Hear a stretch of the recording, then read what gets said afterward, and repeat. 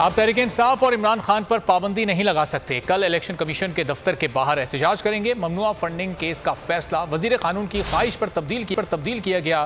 پہلے ممنوعہ funding case کا فیصلہ کچھ اور تھا۔ فواد چودھری نے تصویر کا دوسرا رخ دکھا دیا۔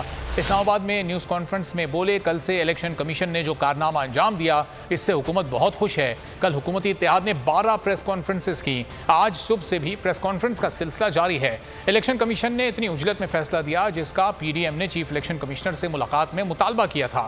زیر التوا کیسز کے دوران چیف الیکشن کمشنر کیسے ملاقات کر سکتے ہیں؟ الیکشن کمیشن کو اختیار نہیں کہ حکومت کو ریفرنس بھجوائے۔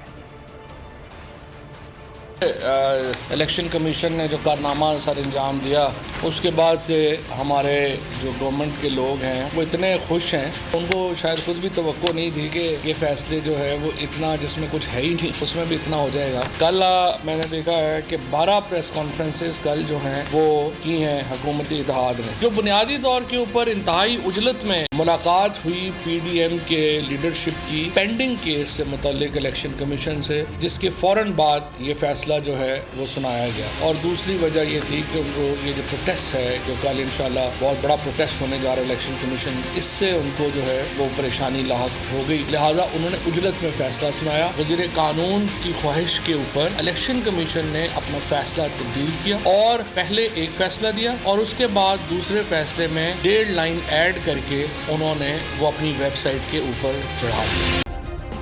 سبسکرائب کریں اور بیل دبائیں تاکہ کوئی خبر رہ نہ جائے۔